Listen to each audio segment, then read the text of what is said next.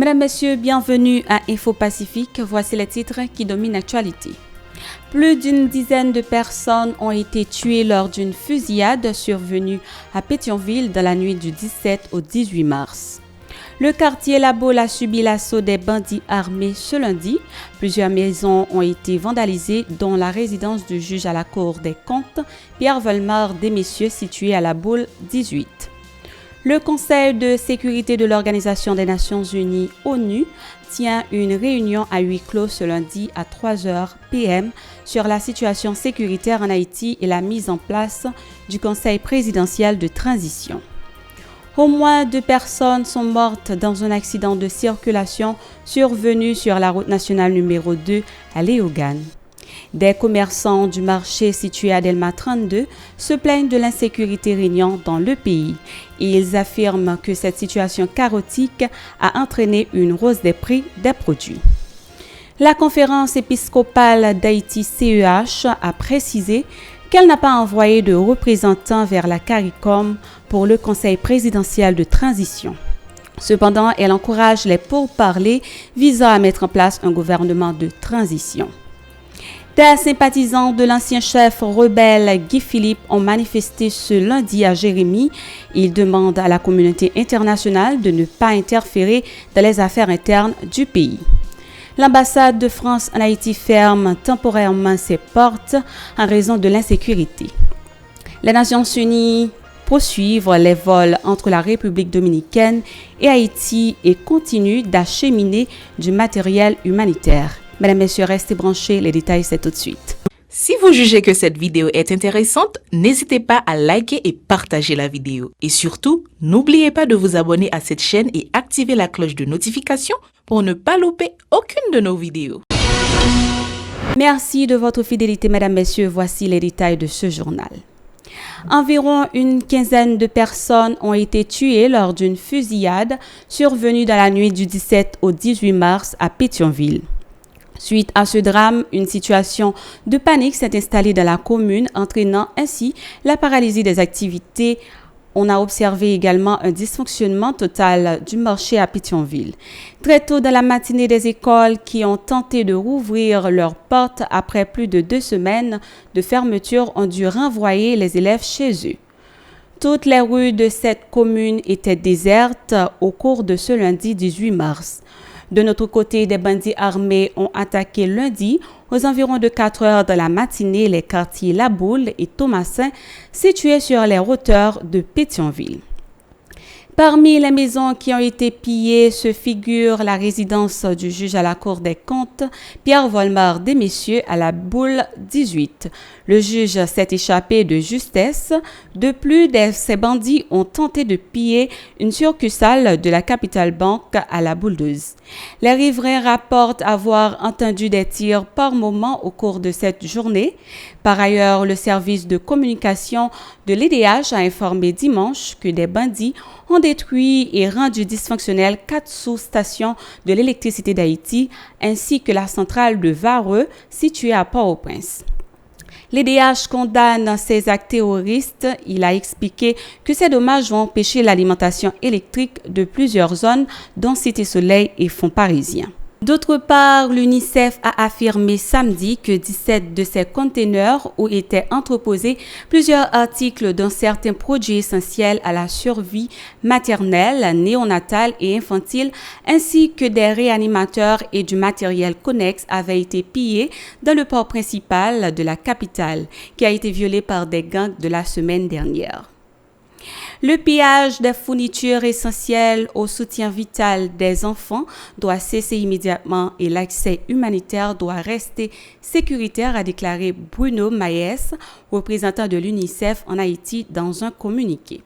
Il a indiqué que plus de 260 conteneurs appartenant à des organisations humanitaires sont contrôlés par des groupes armés dans le port maritime.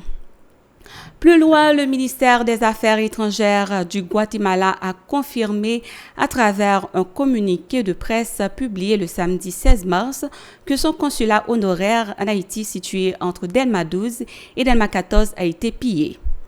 Le gouvernement a précisé que les documents consulaires des 5 dernières années avaient déjà été transférés à l'ambassade du Guatemala en République dominicaine. La police nationale a informé que plusieurs présumés gangsters ont été tués vendredi au bas de Delma dans le champ de Jimmy Cherizier alias Barbecue lors d'une opération menée par des agents des unités spécialisées de la PNH. Des armes à feu ont été confisquées et des axes routiers ont été également débloqués, a-t-elle indiqué. Cependant, les autorités policières n'ont pas présenté un bilan définitif sur le déroulement des opérations. Toutefois, elles ont appelé la population à une franche collaboration afin de poursuivre la lutte contre ces gangs armés. Des commerçants du marché situé à Delma 32 se plaignent de l'insécurité régnant dans le pays. Ils ont affirmé que les tirs incessants des gangs armés bloquent les différentes voies menant dans les endroits où ils achètent leurs marchandises au centre-ville. Écoutons-les au micro de Yasmine Sanon et Franz Michael Stevens. Oui, comme c'est ça la vie à demander. C'est ça l'État au pays. Nous risquons ville, nous sortir, nous l'acheter la ville, mais nous risquons ville, on va tirer, on va battre. On aller, tirer comme barre, nous laisser nous toucher comme barre, on a fait nous retourner en ville, mais on risque ville. C'est pas comme si c'est aller à l'aise, mais on risque ville. Chauffeur moto. Nous relais sur le téléphone, il y a la ville, il a acheté le ballon.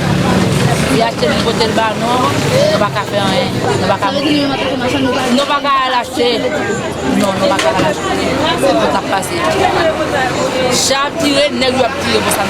Mais nous ne pouvons pas vendre. Des fois, nous avons une sèche, nous jetons parce que nous ne pouvons pas vendre, nous ne pouvons pas sortir dans la rue. Parce que là, nous mettons la torche là, nous avons ma chambre, là, nous avons le soleil, nous avons une sèche. Et nous ne pouvons pas marcher. Et la fumée n'a pas nous. Comment la fumée n'a pas nous. Même si qui est passé devant, il a campé. Il a acheté le bagage. Non, la fumée a fait au bagage campé. On va ne pas gérer. Parce que dans ça, même temps, on ne va pas gérer. Parce que là, on paye machine, là, on va manger cher, tout bagage cher. Vous passez au gain 500 gouttes dans le monde, vous ne pouvez pas manger, vous ne pouvez pas rien pour acheter avec. Parce que les gens pour pas mourir, pour sauver la vie ou pour monter, mais pas rien ségué, pas marcher. Parce que l'affaire nous va occuper nos chitanas pour la rien. Plus loin, les commerçants ont déclaré que cette situation chaotique a entraîné une hausse des prix des produits.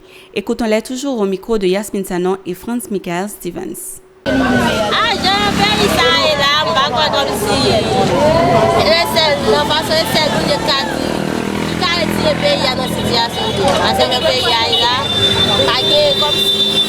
Il va pour sortir de la situation. Parce que nous-mêmes, nous ne pouvons pas tête ensemble. Et dans tête ensemble, c'est qui tête ensemble, il y a madame Jamou qui côté de là. Nous-mêmes, nous ne pouvons pas tête ensemble. Nous-mêmes, haïtiens, même pas tête ensemble. Et je vais là, comme si nous étions sortis de la situation, il y a celle bon Dieu pour retirer. Qui ça le bien? Non. Eh bien, même si on prend soin de famille, on prend comment pour servir et famille et tête, on prend soin du peuple comme ça, on aider nous. De façon, on gérer nous, même Jacques, même Jacques maman, même Jacques tête. Au moins 2 personnes sont mortes dans un accident de circulation survenu sur la route nationale numéro 2 à Léogane. Parallèlement, 3 personnes, dont un nouveau-né d'1 mois, ont perdu la vie dimanche lors d'un accident de circulation sur la route nationale numéro 2 à Cavaillon, dans le département du Sud.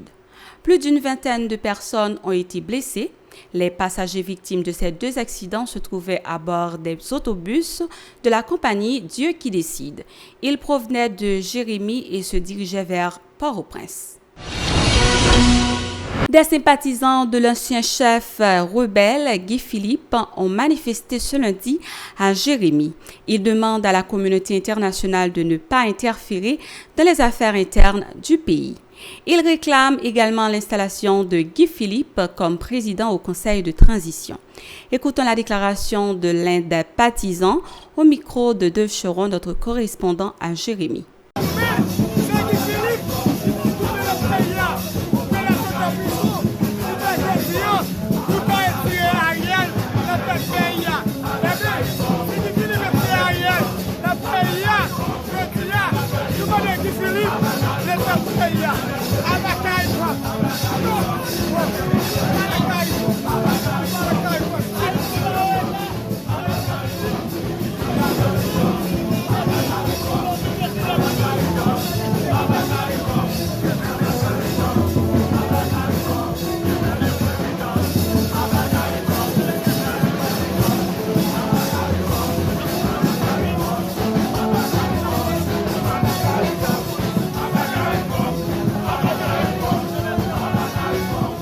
L'ambassade de France en Haïti ferme ses portes jusqu'au 24 mars en raison de l'insécurité.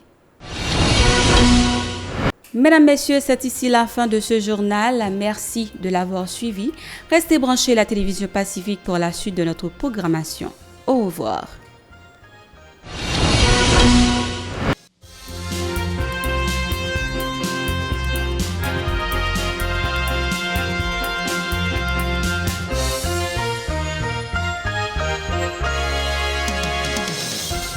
Si vous jugez que cette vidéo est intéressante, n'hésitez pas à liker et partager la vidéo. Et surtout, n'oubliez pas de vous abonner à cette chaîne et activer la cloche de notification pour ne pas louper aucune de nos vidéos.